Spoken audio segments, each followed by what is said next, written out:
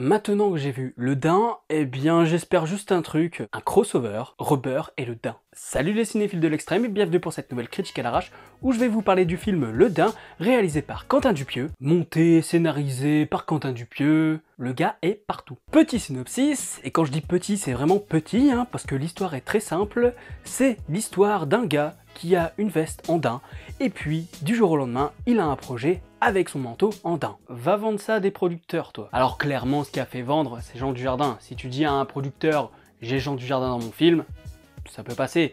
Tout comme réalité, si tu dis, j'ai Alain Chabat dans mon film et Jonathan Lambert, t'as plus de chances que ton film soit produit. C'est la première fois que je parle de Dupieux sur ma chaîne, pourtant je suis allé voir au poste il y a quelques mois. C'est un film vraiment bon, c'est pas le meilleur Dupieux, mais quand tu vois tout ce qui se fait à côté, c'est 1000 fois mieux. Et puis il y a quelques années, pareil, j'avais vu Réalité, mais le problème avec Dupieux, c'est que j'arrive pas à en parler. Faut pas chercher à rationaliser en fait. Et d'ailleurs, Dupieux dans ce film, il s'en moque clairement, c'est-à-dire que il y a un moment où le personnage féminin lui dit « Ouais, j'ai vu tes images, je crois que j'ai compris où tu veux en venir. » Et puis en fait, elle lui dit que, je vais éviter de spoil, s'il porte un manteau, c'est pour traduire le fait qu'il porte une carapace, pour se protéger du monde extérieur. Et t'as Dujardin qui dit oui, c'est ça, non mais vas-y, c'est ça si tu veux. » Non, parce que lui, clairement, il ne sait pas ce qu'il fait avec sa caméra. Du coup, je suis quand même obligé de te dire qu'il va se faire passer pour un réalisateur. Et donc, ce Jean Dujardin qui ne sait pas ce qu'il fait, et sa monteuse qui essaye de réfléchir à une idée derrière le projet, c'est clairement Dupieux qui lui fait ses trucs complètement barrés là, et voilà, il fait son truc, il se dit bon voilà c'est cool. Et la monteuse, eh bien c'est tous les analystes de cinéma, les critiques ciné, etc. qui essayent de donner un discours à ces films. Et d'ailleurs c'est exactement ce que je suis en train de faire. Donc Dupieux c'est ça, c'est soit tu prends le film tel qu'il est, c'est-à-dire un truc complètement absurde, soit t'essayes d'y réfléchir et de donner un propos. Mais je pense pas que Dupieux lui-même essaye de donner un propos. Il part juste dans ses délires et dans ses connaissances cinéphiles, et puis après c'est au spectateur de choisir ce qu'il y voit finalement. Et je pense que c'est le travail d'un artiste, c'est-à-dire créer une œuvre et ensuite la livrer au public pour que ce soit lui qui en fasse sa propre interprétation, pour qu'il y réfléchisse, pour qu'il réfléchisse à ce qu'il voit et ce qu'il va extrapoler sur sa propre condition. Et ouais, mine de rien, Dupieux, tu crois que c'est juste des films totalement cons, mais il y a une petite réflexion derrière. Après, il est peut-être là le problème. C'est-à-dire que Le Dain va souffrir des mêmes problèmes que ses précédents films, à part Steak parce qu'il était vendu comme un film Eric et Ramsey. C'est-à-dire que ça va être vendu comme un film d'auteur, un film très cérébral, et donc le grand public ne va pas y aller, notamment parce que les codes sont complètement dynamités. Donc certes, il y a un côté intellectuel, mais ça reste grand public. Pas grand public dans le sens où c'est très linéaire dans la narration, mais grand public dans le sens où ça peut rester accessible, je pense. C'est-à-dire que François, qui ne fait pas des études de cinéma, qui cherche pas spécialement à se prendre la tête dessus, eh bien il est venu avec moi et il s'est marré comme un malade, et il s'était marré sur le film Au Poste aussi. Donc je pense que c'est un film qui est accessible parce que, mine de rien, c'est une comédie. Une comédie certes un petit peu dramatique, mais c'est pas non plus genre...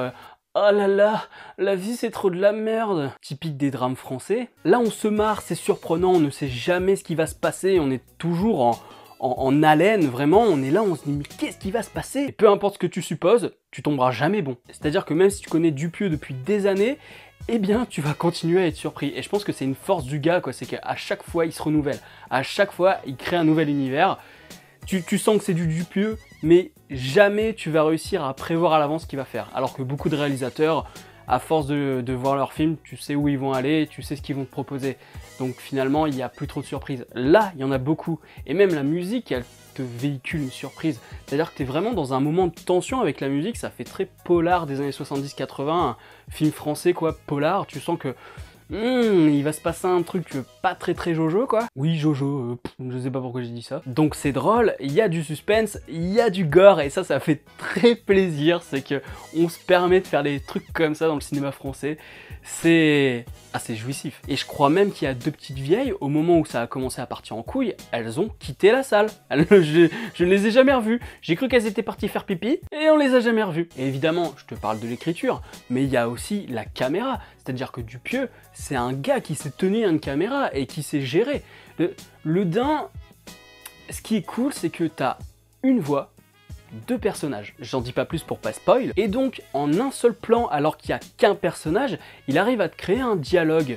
comme s'il y avait une sorte de champ contre champ. Enfin, c'est pas un champ contre champ, hein, carrément pas, mais c'est-à-dire qu'en travaillant la profondeur de champ de son plan, eh bien il arrive à créer un dialogue, comme si finalement le personnage qui se parle à lui-même, eh bien il répondait à quelqu'un et que ce quelqu'un lui répondait aussi, alors qu'il est tout seul. C'est magique. Putain de génie Dupieux quand même, hein. Après tu vois, je suis pas sûr qu'en termes d'analyse la vidéo elle soit vraiment bonne quoi, parce que je te dis, Dupieux j'ai vraiment du mal à décortiquer le tout. C'est juste que je prends mon pied, je kiffe de ouf, mais derrière mettre ça sur papier ou mettre ça sur vidéo c'est vraiment trop compliqué.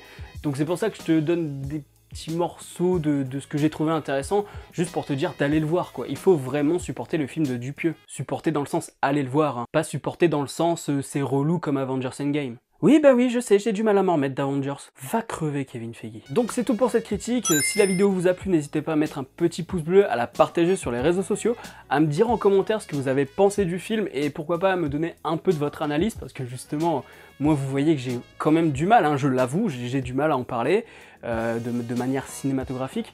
Mais c'est un truc, je sais pas, j'ai une barrière voilà, psychologique où je me dis...